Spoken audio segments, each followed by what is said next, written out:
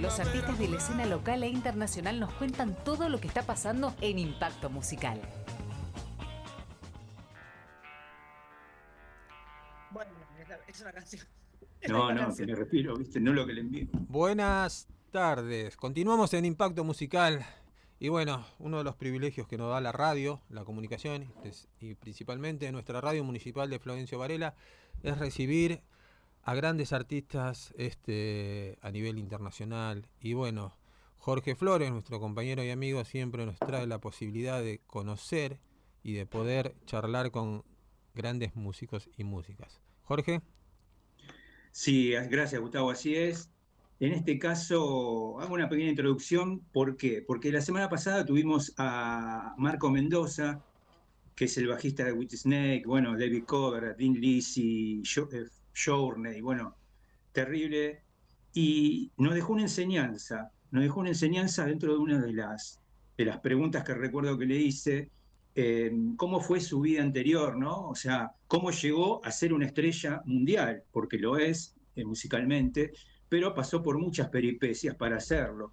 Entonces, justamente se me ocurrió y me acordé de una frase que me decía mi abuelo, que dice, vale la pena esperar lo que vale la pena tener, ¿no es cierto? Y me pareció oportuno justamente el momento exacto para que esta música argentina, ¿sí? Estamos hablando de Laura Gómez Palma, ¿sí? Que en este momento se encuentra en México en medio de una gira impresionante de Joaquín Sabina, la última gira teóricamente en grandes estadios. A ver, en México, para que más o menos sepan, ¿no? Las fechas. Tocó el 27 de enero, toca hoy, 29 de enero, 1 de febrero, 4 de febrero, 7 de febrero, 10 de febrero y 12 de febrero. O sea, con una terrible, digamos, actividad. Así todo, tuvo la deferencia de tener unos minutos para nosotros, así que te saludamos. Laura, ¿cómo estás? Desde la Radio Municipal de Florencio Varela. ¿Cómo estás? ¿Qué tal, Jorge? ¿Qué tal, Buenos Aires? Saludos para todos, Florencio Varela. Gracias, Buenos Aires, Argentina. A mí siempre me gusta empezar las entrevistas yendo, viste, en el túnel del tiempo, ¿sí? Uy, sí. ¿Recuerdan esa vieja serie, Douglas y Tony? Y te voy a decir un nombre, a ver qué te surge. Si te digo Paula Domecq, ¿qué te Sí. surge? ¿Y por qué estoy tocando el bajo hoy en México? Más o menos. Sí, sí, sí. ¿De dónde sacaste esa información, Jorge? Y bueno, por eso, contanos un poco quién era Paula y qué Era una fue. amiga mía en la época del colegio, no era compañera porque era un poco más grande que yo, no de la misma división, pero éramos compañeras de colegio. Y se le ocurrió un día que podríamos tocar el bajo, ella quería tocar el bajo, yo nunca había prestado atención al bajo. Y esas cosas de la adolescencia, tu amiga que es mayor te dice eso, dale, dale, vamos. Y yo tenía oportunidad de poder comprar un bajo con unas cositas que tenía de ahorros y lo compré para que estudiáramos las dos y ella nunca fue a la primera clase y yo seguí este camino. Así de raro y así de maravilloso me dejó en este sendero y no tengo ninguna relación ni noticias de ella. Traté de ubicarla en el tiempo, pero no fue posible. Bien. A ver, una de las causas también de esta entrevista es justamente dejar un mensaje a mucha gente que nos está escuchando, chicas, inclusive. Me voy a dirigir a la mujer, ¿por qué? Porque sabemos que ser bajista, de repente, bueno, ahora es más común, pero en su momento no lo era. Si bien en Argentina había excelentes bajistas también, ¿no? Contanos un poco cómo era, cómo fue ese inicio como mujer tocando el bajo.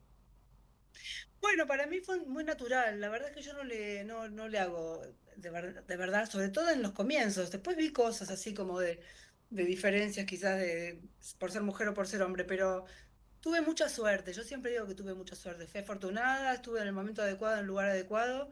Eh, yo empecé a estudiar, primero con César Franov, después estudié con Gustavo Giles y estaba después estudiando con Dani Castro. Y cuando estaba estudiando con Dani...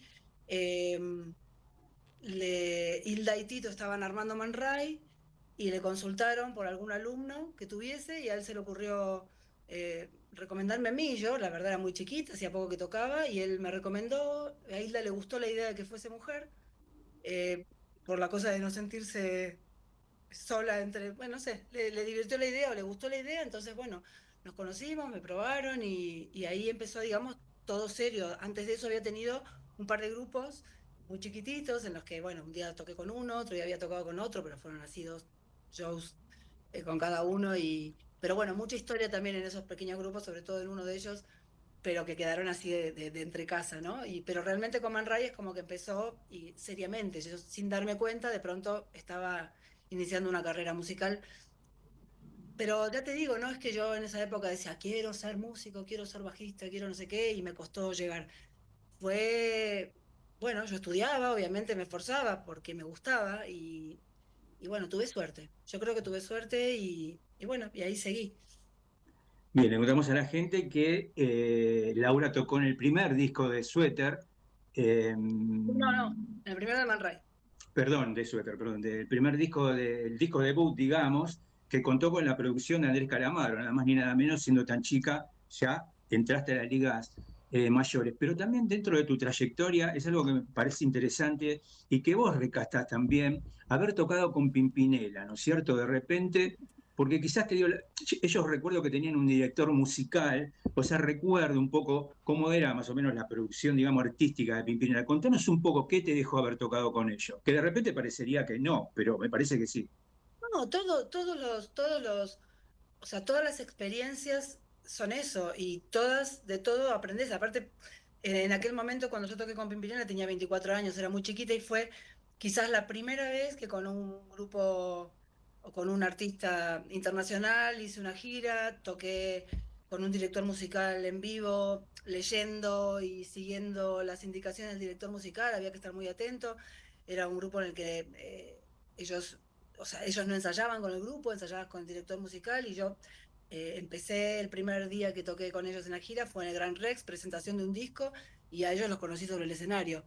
Entonces, ese tipo de trabajos, que no es lo uno que estaba habituado a tocar con un grupo, ensayar, no sé qué, era como que, bueno, y fue una súper buena experiencia para muchos trabajos exigentes en ese sentido que después tuve. O sea, leer en vivo, estar pendiente y estar leyendo y mirando al director y muchas pausas, había que esperar, las entradas de los cantantes. Todo eso es una experiencia y un aprendizaje que fue buenísimo tenerlo a esa edad y me lo brindó Pimpinela. Y yo, o sea, la gente del rock puede verlo como algo malo, pero a mí me parece que yo, de todas las cosas que he hecho, no me parece que es tan valioso. O sea, uno después tiene artistas a los cuales admira más o disfruta mucho tocando o está más eh, quizás relacionado con la música que escuchás, no cuando trabajás, sino cuando escuchás por escuchar música. Entonces, qué sé yo, hay quizás otra forma de disfrutarlo, pero me parece muy valioso todas las experiencias que uno puede tener arriba de un escenario. Es donde se aprende de verdad Claro, música. Arriba de un exactamente, escenario. exactamente. Dentro de este recorrido, ¿no?, veloz que vamos a hacer de tu carrera, hay una formación que yo recuerdo, porque los escuché, que fueron las chicas que abrieron, Sí, fueron grupo apertura a ver, le contamos a la gente de Fito Páez en El amor después del amor, en Cancha de Vélez, ¿no? O sea, contanos sí. un poco que recordás, bueno, si bien ya tenías una trayectoria, enfrentarte a tanta cantidad de gente, porque recuerdo que fue monstruoso esos shows. ¿Cómo fue esa situación? No, fue muy lindo porque éramos un grupo de amigas, entonces nosotros éramos un grupo de amigas que disfrutábamos tocando, disfrutábamos ensayando. De hecho, en ese momento llamó la atención, el grupo nos presentábamos en bares de Buenos Aires y le llamaba la atención a la gente y todo el mundo estaba como pendiente, bueno, ¿y cuándo van a grabar el disco? Y nosotros siempre, la frase recurrente era que no había un disco en mente, porque lo que queríamos era juntarnos, hacer canciones que nos gustaran, tocarlas, y entonces, bueno, la invitación de Fito para tocar en Vélez fue divino. Obviamente era un momento muy bueno para Fito, era un momento muy bueno para nosotros estar arriba de ese escenario y qué sé yo, tocar adelante de toda esa gente.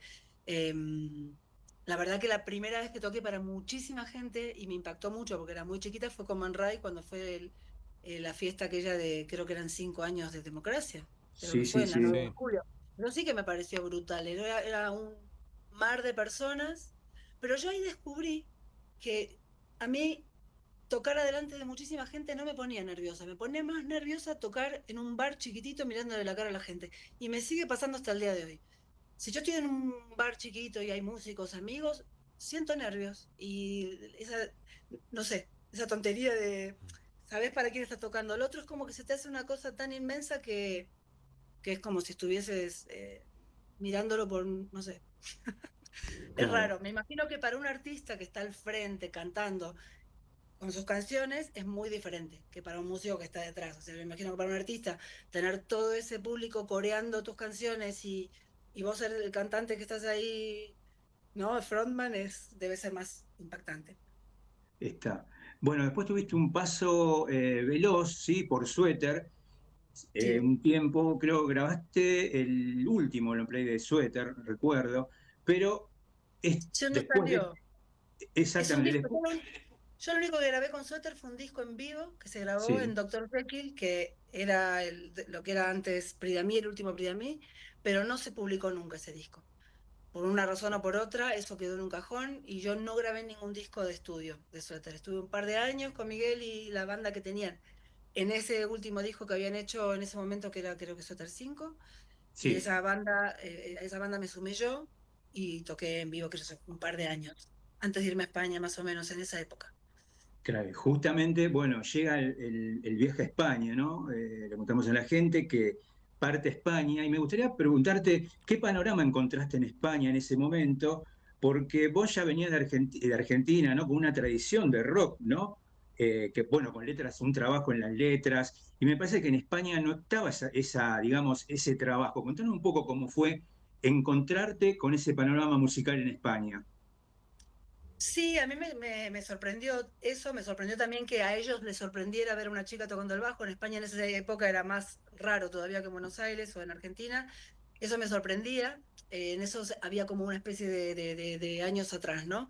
Pero en España después fui descubriendo, o sea, sí, el rock era una cosa muy diferente a lo que había en rock en Argentina, con la tradición que nosotros tenemos de Spinetta, Charlie. Me doy cuenta que donde había mucho más trabajo de letras y acá en España hay mucha tradición de cantautores, entre las cuales está Joaquín Sabina, está Serrat, estaba Aute y luego también había quizás artistas que por ahí no eran los que en Argentina se podían conocer, como Antonio Vega, o sea, gente que de pronto había un trabajo de letras y un trabajo musical interesante. Y yo tuve suerte también de, en mis primeros momentos en España, encontrarme con la posibilidad de tocar con gente a la que me parece que sigo admirando, como fue el caso de Coquemaya, con el que le toqué, qué sé yo, también Amaral, eh, qué sé yo, Coque ha crecido muchísimo también en cuanto a su relación con la composición y con las letras, y como que no era tan esa visión que teníamos desde Argentina de la música española, que era tan diferente, o sea, es muy diferente, pero como que había muchos artistas que uno no tenía conocimiento para rescatar, digamos, en cuanto a también la zona de... Quizás no había sido así en la época en la que Argentina ya existía esta tradición, como en los 70, 80, quizás había otra cosa, pero luego ya en los 90, y yo llegué a España a finales de los 90, como que había ya una vuelta a mirar hacia ese punto de vista de la composición, creo. Bien. A ver, quiero hacer referencia a esto. Por ejemplo, Pedro Aznar, sabemos que tomó su sonido prestado, digamos, de Jaco Pastorius, ¿no? Si bien, a ver, el bajo su grupo, para él, tenía digamos, un lugar cantante, ¿no? Eh, Creo que llevó el arte de su música al violonchelo, digamos, aproximadamente, pero él se dio cuenta que estaba usando un vocabulario prestado en un momento y tiró, digamos, por tierra todo lo que venía haciendo. ¿Vos llegaste a encontrar tu sonido propio o lo estabas buscando en ese momento? ¿De qué momento me hablas? ¿Ahora? No, ¿Me no, estás hablando no. de Claro, cuando España? llegaste a España, propiamente No. dicho. Después sí, después te voy a preguntar cómo fue a lo largo del tiempo. Pero cuando llegaste a España, ¿tenías tu sonido propio, digamos, desarrollado? Bueno, es que hay un abismo entre Pedro Aznar y yo, o sea, mi relación con el bajo en cuanto a estilos No, sí, dista sí. mucho de lo que era Pedro, que era un bajista, solista y bueno, obviamente estás hablando de Jaco Pastorius también. Yo siempre fui un músico de pop, de rock, que le doy mucho valor a esto, no lo digo como una cosa menor. Me interesó siempre muchísimo las canciones, acompañar a artistas y entonces y con los años más, cada vez más rescato mucho más el valor de lo que es una buena canción y acompañar una buena canción y tocar en función de la canción. Además de que yo técnicamente no soy una persona virtuosa ni me interesó, bueno, ese camino o no lo desarrollé. Sí me interesó mucho siempre el sonido del bajo, la precisión del bajo, la fuerza que tiene que tener en cuanto a base, de esqueleto de una canción.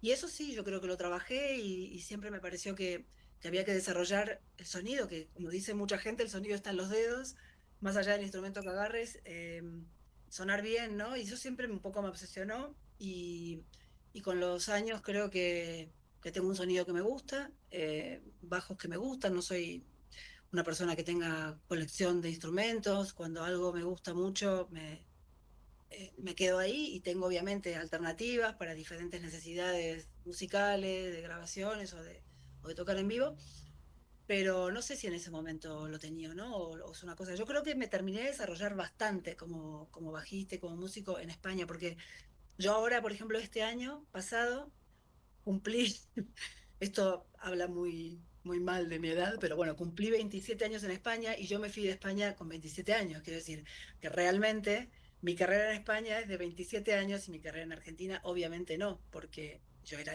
o sea, no sé cuántos años hacía que tocaba cuando me fui de Argentina, pero tenía 27 años, quiero decir, había empezado a tocar en la adolescencia, pero creo que acá tengo ya muchos más años, entonces evidentemente hice más carrera acá que allá. Bien. Sí, Gustavo, te Sí, doy el pase. gracias Jorge. ¿Qué tal, Laura? Bienvenida a la ¿Qué tal, radio Gustavo? Que antes no municipal. te sal- Bueno, antes que nada, bueno, escuchando un poco lo que decías de tu relación con el bajo, ¿no? ¿En qué momento te encontrás con un Precision, o sea, con un Fender? Porque uno cuando toca el bajo, cuando se encuentra con Fender, creo que es donde encontró el sonido que estuvo buscando en toda la niñez, ¿no? Porque el Fender es rock. ¿Cómo fue tu relación con Fender, con el Precision o el Jazz Bass? Yo toco jazz bass principalmente. Eh, había tenido oportunidad de tocar jazz bass en otras épocas.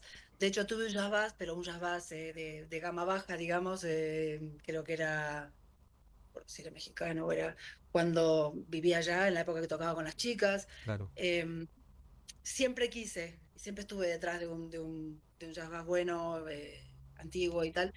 Y me costó mucho encontrar, tuve prestados y los usé algunas veces para grabaciones y eso, pero encontrar mi bajo me costó bastante.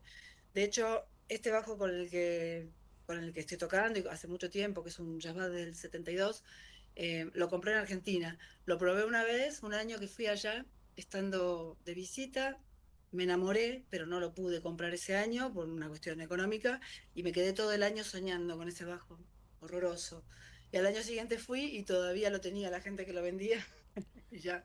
Qué bueno, qué suerte. Eso habla de la suerte y también de la crisis de la Argentina que nadie se lo pudo comprar, ¿no? Pe- Bueno, puede ser, yo les había hecho una oferta el año anterior y no la aceptaron y al año siguiente me la aceptaron, así que... y vos, sos de una generación, somos todos más o menos de la misma edad, de una generación que en los 90 encontramos un montón de bajistas, mujeres en bandas, cuando sale el nuevo rock alternativo a nivel mundial, hay un montón de referentes, ¿no? ¿Y cómo es tu técnica? ¿Vos disfrutás tocar más con los dedos, con púa? ¿Ves la situación? ¿Encontrás que cada canción o cada momento tiene que tener su matiz?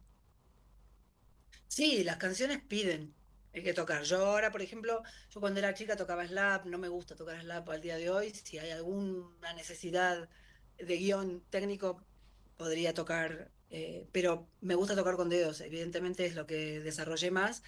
Y obviamente toco con púa cuando también, Lo yo pide. digo, lo pide el guión, siempre es una Claro. manera de decir, ¿no? Pero eh, sí, hay muchas veces que he tocado con púa. Me acuerdo que en la época de Man Ray, Tito quería que toque con púa y yo era una negada y no sé cómo me aguantó Tito, porque yo era una insoportable.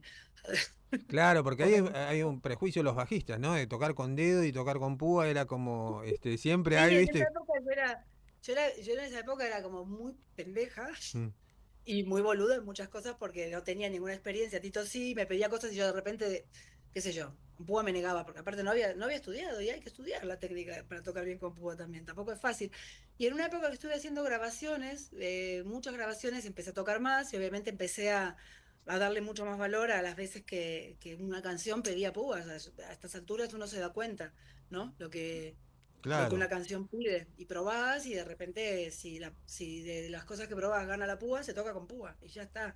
Yo, yo misma quiero decir, lo puedo decidir o elegir. Y si alguien me lo pide, porque un productor me lo pide, por supuesto, digo que sí. Hay grandes Me pueros gusta. como Vitico y Zeta Bosio, no sueltan la púa hace 40 años. Imagínate cómo le fue. Claro. ¿Eh? Mal no le fue, pero no, en ese sentido es parte de una generación. Y vos como, o sea, transitando estos últimos años donde el rol de la mujer, no solamente en la música, sino en lo social, tuvo un reconocimiento a través de una lucha muy larga, ¿no? Acá en Argentina principalmente con la ley de cupos y con un montón de otras políticas del Estado, pero también con una concientización de que de igualdades, ¿no?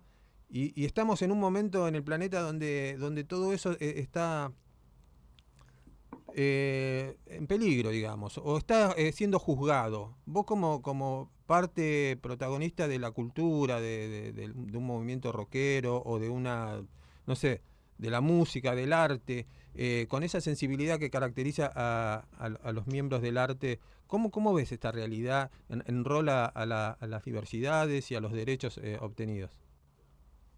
Bueno, a mí siempre me pareció muy absurdo que haya que distinguir entre si uno es mujer u hombre en el arte. Me parece que es tremendo, me parece que eh, es- debería ser una cosa como que caiga de maduro, ¿no? Que es lo mismo ser hombre o mujer para estar en un determinado lugar. Pero es verdad que el rock siempre fue como un mundillo muy machista, sobre todo en determinados países, porque en otros no. En Estados Unidos quizás hace mucho más tiempo que había mujeres tocando en folk o en, qué sé yo, o en el country o incluso en rock también, porque también me imagino que es un país muy enorme, tienen la música como por encima de otras cosas. Bueno, no hablo de la situación política que se puede vivir en un país como Estados Unidos hoy, pero digo en cuanto a la música, ya que estamos hablando del Sí. escenario o del arte. Me parecería muy triste que todo lo que se ha ganado y todo lo que se ha, o sea, puesto en valor en estos años retroceda, qué sé yo, me parecería realmente muy triste, porque sé que hay gente que le ha costado muchísimo por ser mujer. Yo, porque realmente siento que tuve suerte, ya te digo, y que he vivido una realidad quizás diferente. Yo muchas veces lo dije en todos los años anteriores, que sé perfectamente en qué puestos de trabajo musicales he estado por ser mujer, en cuáles no he estado por ser mujer y en cuáles he estado por ser músico y punto. Ah. Entonces, cuando he estado por ser mujer en determinados lugares, yo lo llamo discriminación positiva. Bueno, mira, si está de moda que tener una mujer en el escenario y me toca, lo voy a aprovechar. No puedo ponerme la bandera de que, ay, no, me llaman porque soy mujer y encima quejarme por eso. Esa parte tampoco la entiendo de algunas mujeres, ¿sabes? Si estamos peleando por estar ahí, que alguien se ofenda porque te llaman porque es el 8 de marzo y es el Día de la Mujer, entonces te llaman ese día y no te llaman otros, bueno, sí, es una mierda porque te podrían llamar los demás días, pero bueno, demos valor a que por lo menos eso haga que haya una ventanita, no sé, ¿sabes? No sé si se explica, Sí, sí, sí, no quiero que obviamente. se malinterprete, ¿no? No, no, es Pero que está entendible. bueno que exista de las maneras que pueda empezar a existir y luego que ya sea una cosa más habitual, que la gente se acostumbre y ya está. Lo mismo que me parece fundamental que la gente se acostumbre a pagar por ir a ver un grupo, o pagar, así como pagan por ir al cine o al teatro, no se lo cuestionan, a veces a la gente le parece que está mal, o sea, que tendría que ser gratis, ¿no? O la gente que va a un bar, que no sea, incluso la gente, los dueños de los bares chiquititos, te hablo de la gente que puede estar empezando, ¿no? Que Sí, les cobren seguro. por tocar, Es que creo ¿entendés? O que que no les paguen. O sea, no solamente que no les paguen por tocar, sino que les cobren por tocar. O sea, todo eso me parece terrible. Pero eso le pasa a mujeres, a hombres, sobre todo a chicos jóvenes. sí, Eso está sí, pasando a las generaciones nuevas, ¿no? seguro. Bien. Y eso me Y parece que- mucho peor que cualquier otra. O sea, que no le den valor a que eso es una cosa que es un trabajo, ¿no? Eso me parece peor que todo. Bien, te quería hacer esta consulta porque dentro de la parte argentina no omití hacerte una pregunta, porque sé que hubo un personaje, un músico muy importante, Charly García, que en su momento te dio un consejo, ¿sí? Y Sí. quizás ese consejo le sirva a alguien que nos esté escuchando. Contanos un poco, ¿qué consejo te dio Charly? Charlie me dijo, después del primer show de Van Ray, que estaba él ahí en primera fila, me dijo, bueno, me dijo un par de cosas, pero me dijo uno que es el que quizás escuchaste en algún lugar o entrevista y me estás preguntando. Cuando no sepas qué tocar, toca un silencio. El mejor consejo que puede tener cualquier músico que empiece. Menos es más, esa es un poco la idea, ¿no? Bien. Después, esta pregunta apunta a lo siguiente. Imagino, bueno, ya llegamos a la etapa, digamos, española. A la gente le contamos que, como bien dijo Laura, tocó con Loquillo, con Coqui, bueno, con varios músicos, digamos, y otros, Coquimaya, y otros, digamos, músicos, Amaral, que también lo ha nombrado. Pero me gustaría hacerte esta pregunta, porque de repente, bueno, las giras son extensas, ¿no? Y vos haces la Argentina, ¿no? Cuando suena de repente o Joaquín canta, no hay nostalgia peor. ¿A vos te mueve algo de repente después de tantos años, ¿no? Dentro tuyo, ¿qué se mueve? Porque esa es una canción típicamente dedicada a Argentina. Sí, al Río de la Plata, la canta siempre en Buenos Aires y en Montevideo. Está, digamos, ¿cómo se dice? Ubicada en Buenos Aires, pero él le hace como un homenaje hacia el Río de la Plata. Sí, claro que me da emoción. Joaquín me emociona en varios momentos de su show, no solamente en ese momento argentino. La verdad que es un tipo que se caracteriza por llegar ahí a la fibra y estar ahí arriba a veces te emociona por muchas cosas. Eh, sí, claro que me emociona y me emociona mucho tocar con él en Buenos Aires, por lo que significa Sabina para los argentinos y poder estar ahí, yo, qué sé yo. En general me emociona mucho ir a tocar a Buenos Aires, desde que no vivo en Buenos Aires, quiero decir, he ido con Loquillo y ya muchas veces con Joaquín. Y con Joaquín toqué por primera vez en Luna Park. Yo le había dicho a él, digo, mira, yo me fui de Buenos Aires sin haber tocado en el Luna Park. Y en aquella época, el Luna Park era como, Claro. si no habías tocado en el Luna Park era como que no había llegado a ninguna parte. Tocabas en obras y después en el Luna Park. Y yo me fui de Buenos Aires y nunca había tocado en el Luna Park. Y me dice Joaquín, te vas a aburrir, porque tocamos 17 Luna Park, creo que fueron esa gira, no me acuerdo. Si igual estoy sumando Sí, sí, concierto 17. o más, pero fue una barbaridad. Entonces, eso se lo tengo que agradecer también. Y la primera vez que me subí al Luna Park con él fue muy emocionante, claro. Bien. El hecho de tocar con Joaquín, ¿no es cierto? Hizo, ¿no es cierto?, que te pudiste adentrar a su música. Eh, Sí, ¿Te pudiste hacer fan, digamos, de él? O porque de repente totalmente. él tiene palabras espectaculares cuando los presenta a la banda, como él dice que no es una banda, un bolo, digamos, de verano, sino que es una familia. Ustedes construyeron una familia no solamente sobre el escenario, sino abajo, yendo a grabar. Contanos cómo fue toda esa situación. Sí, hay un ambiente muy, muy lindo, musical y o sea, de todo el equipo, es un equipo muy grande. Y la verdad que esta banda, Joaquín la está disfrutando un montón, ya de la gira pasada que se consolidó ahí, digamos, empezó ahí esta formación tal como estamos hoy y se consolida con esta gira. Él la sintió muy cercana, él se sintió muy cómodo, de hecho por eso quiso hacer esta gira. Pensá que cuando hicimos Contra todo pronóstico en el 2023, veníamos de su caída del escenario, de la pandemia, de todo un parón muy largo, que él llegó a pensar que igual no se subía a un escenario nunca más. Y entonces por eso también el título, ¿no? Una de las también del arte de Joaquín es titular, ¿no? Contra todo pronóstico. Mm. Fue fantástica la gira, el nombre. Y se armó así, un ambiente muy lindo y la banda es muy linda. Y yo, por supuesto, yo me hice fan de Joaquín tocando con él. Yo antes de eso conocía su obra parcialmente, y se lo digo sin ningún tipo de nada, que obviamente conocía canciones, pero no era fan. Y ahora lo soy, ¿eh? Lo soy porque me parece que tiene un talento, bueno, primero que tiene un talento para escribir, eso no creo que no lo puede poner nadie en duda, ¿no? Pero tiene una eh, condición que no lo tienen todos los artistas y es esa manera de llegar al público. Joaquín ahora que se sienta en su banqueta y se hace el show entero sentadito en su banqueta, o sea, lo que él transmite cantando, y hay gente que critica que la voz que está más, bueno, sí, él fuma, tiene voz de fumador y cada vez tendrá voz más cascada, pero lo que él logra transmitir las mismas canciones cantadas por cualquiera de los músicos, que son todos buenísimos los cantantes que hay en el grupo, porque todos cantan también, o sea, hay 3 que cantan muy bien, las mismas canciones las canta él y se te pone la piel de gallina siempre. Entonces eso creo que es un arte que lo tiene más allá de la parte de compositor o de lo que sea. Y sí, yo lo admiro mucho. Bien, hubo un tema, ahora viene una pregunta álgida, siempre hago alguna pregunta álgida, que es la ruptura de Sabina con Pancho Verona, ¿no? Que fue su director musical, incluso los integrantes de la banda en directo han sido discretos y no han querido que trascendieran lo sucedido. Contanos un poco por qué se dio lamentablemente este corte. No, yo no voy a decir nada al respecto. Primero porque me parece que si la gente implicada no quiso hablar, empezando por Joaquín, porque no tiene nada que decir, todo lo que dijo se lo dijo a él, aunque él no lo reconozca, yo creo que no tengo nada que agregar. No quiero entrar ahí. Bien, perfecto. Sí, Gustavo. Sí, no, bueno, hoy hablábamos con Jorge antes de conectar con vos, que bueno, que Sabina debe ser el español más argentino que conocemos, ¿no?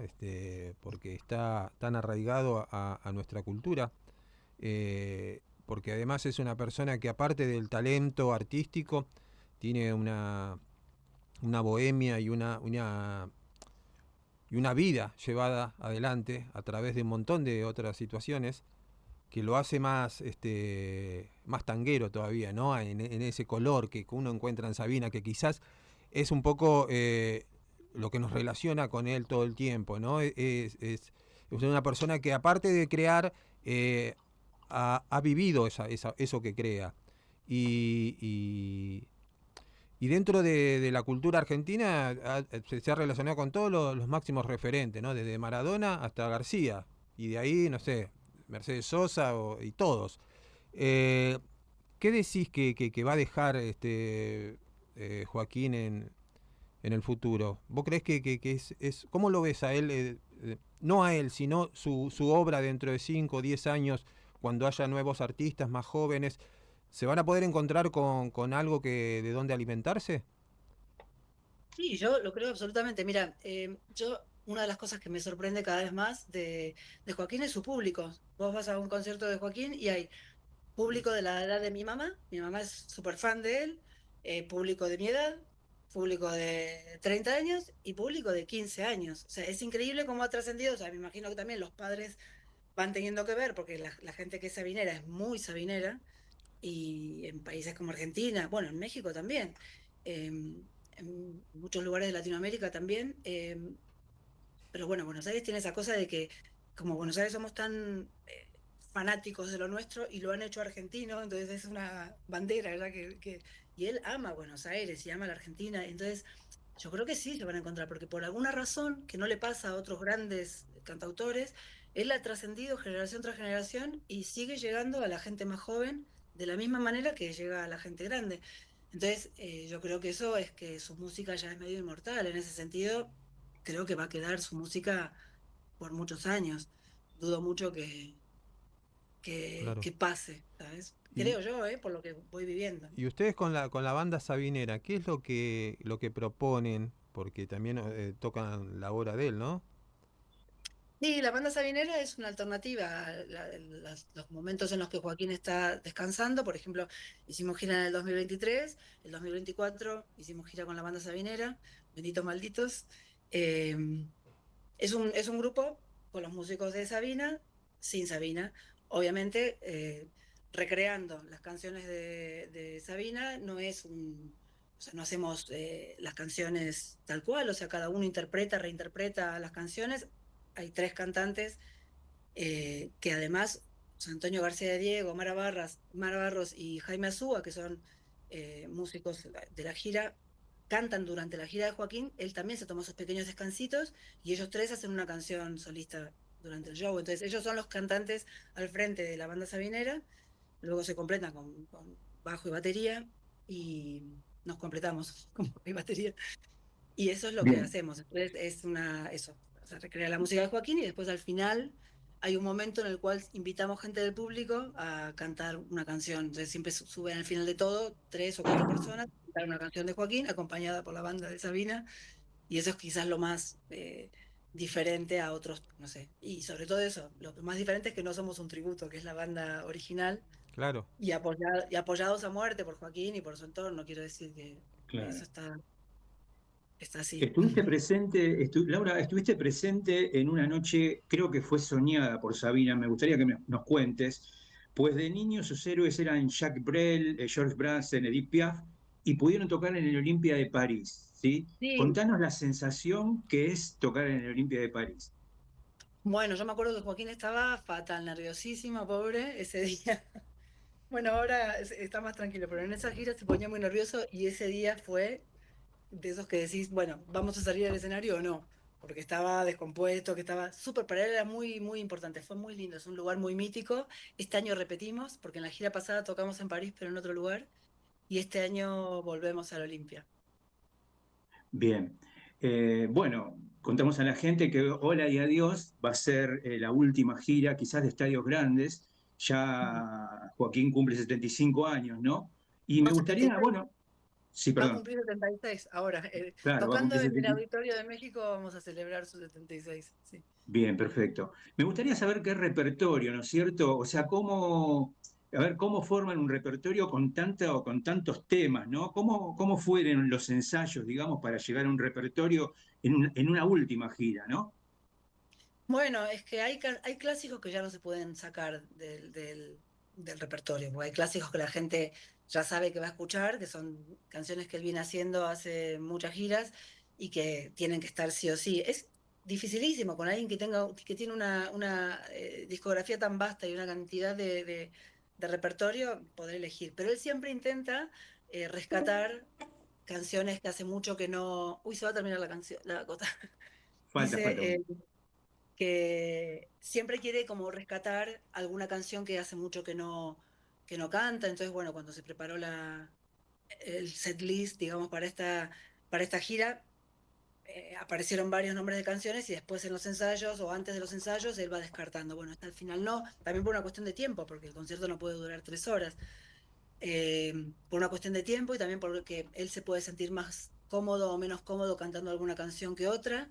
Pero bueno, en esta gira sí hacemos por lo menos 3 o 4 canciones, yo creo que 4 o alguna más, que hace mucho tiempo que no cantaba. O sea que en eso la gente va a tener la suerte de volver a disfrutar de Joaquín cantando algún clásico que hace mucho que no escuchaba en vivo.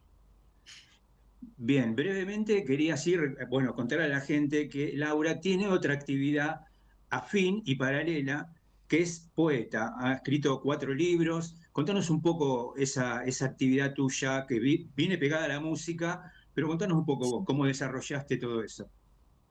Bueno, es algo que venía desde la adolescencia, que me parece que a muchos adolescentes les puede pasar que necesitan, bueno, si te gusta, obviamente, ¿no? Porque te puede gustar otra cosa, pero era una forma de sacar cosas que uno tenía dentro. Yo escribía, pero muy tímidamente y nunca me animaba ni a mostrarlo ni nada. Y escribía siempre, siempre escribía. Y me animé tardíamente. Yo publiqué el primer libro ya estando en España y me animé a mostrárselo a un poeta que me ayudó también como un poco a seleccionar, a diferenciar qué cosas tenían una identidad y poder darle una forma, y así trabajé, lo que fue mi primer librito. Y, y ya te digo, yo en esa época, que es que fue en el 2015, o sea, bastante tardía. Y después de eso publiqué, ¿2015? No, estoy diciendo cualquier cosa. Bueno, no me acuerdo. No, 2018 publiqué el último, bueno, no sé. No me acuerdo en qué año fue el primero, 2005 creo. ¿2005? Tendría que mirarlo, mira, tengo mi memoria que va muy mal. Sí, sí, Y sí, creo que decime. 2005, 2008, publiqué, 2011, creo, ¿eh? Y después el último en el 18. Bueno, que a partir de ahí que me animé, ya empecé como a escribir un poco más y más seriamente, y hice talleres de escritura poética, y bueno, y ahora tengo una época en la que estoy un poco, desde la pandemia quedé un poco como en sequía poética, escribo, pero nada de lo que escribo me termina de entusiasmar, de gustarme demasiado como para darle forma del libro. Así que no sé qué pasará a futuro. La poesía está ahí y va a estar siempre. O sea, la disfruto leyéndola, y tampoco es que tenga una necesidad de publicar un libro. Cada vez que publiqué fue porque tenía un, una serie de poemas que yo los veía ya, un libro, y entonces uno publica como para decir, bueno, esto ya está, ya lo escribí, le di 20 vueltas, lo corregí, me gusta y me gustaría mostrarlo, ¿no? Claro. Bien. Eh, Otro amor que compartimos con Laura brevemente, porque ya la llamada prácticamente se termina, es el amor por los caballos. Eso quería mencionarlo así Sí. velozmente porque, bueno, nos une un poco todo el tema caballo, ¿no es cierto? Así que, Gustavo, ¿sí? Sí, no, solamente consultarte si esa relación que tenés con la poesía y con la música se entrelazan en algún momento y te surge la compositora de canciones. O sea, ¿sos de conjugar esas Sí, pero dos? soy bastante para adentro en eso. Sí, sí, hago canciones y tengo temporadas donde hago más, menos, pero nunca me animé tampoco a grabar. eh, Algún día igual, queda ahí pendiente. Tendrás. Creo que publicado así hay una canción de María Gabriela, o sea, con María Gabriela, que hicimos juntas, yo la letra y ella la música, que está en un disco de ella, que se llama Caracoles, una canción que es creo que la única en la que yo tengo una letra publicada. Eh, y qué sé yo, quizás a futuro algún día me anime a Ah, grabar bien. algo para mostrar. Mientras tanto, es para, es como para la ducha. Muy bien. Canto en la ducha. Bien. Me gustaría contarle a la gente, la gira va a tocar Tierra Argentina el 24 de marzo, van a estar el 24 de marzo, 26 de marzo, 29 de marzo, 2 de abril, 4 de abril, 6 de abril, 9 de abril, 11 de abril, 13 de abril, 16 de abril, 18 de abril en el Movistar Arena. Así que, bueno, ¿Qué fecha una que empieza, fecha, no, Jorge? ¿Qué fecha? ¿cómo? ¿Qué fecha que empieza la gira acá en Argentina? El 24 de Claro, marzo. el 24 de marzo empieza en Argentina y en este momento están en México, bueno, propiamente ya creo que di la fecha.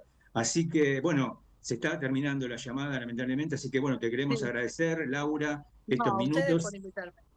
Sabemos que estás justamente en medio de una gira tan importante, así que para nosotros fue un orgullo tenerte, también es un orgullo argentino también. Así que, Gustavo, decinos, por No, favor. Sí, ¿Sí? no. sí, Sí. Laura, bueno, obviamente, igual que Jorge, agradecerte y bueno, para nosotros desde la radio municipal de Florencio Varela, tener primero a una compatriota que le va tan bien en el mundo y está tan cerca de un artista tan popular, querido, amado por todos, nos llena de gusto y de orgullo tenerte acá en la radio municipal. Te deseamos lo mejor para toda esta etapa y bueno, cuando vengas a la Argentina estaremos acá, pendientes.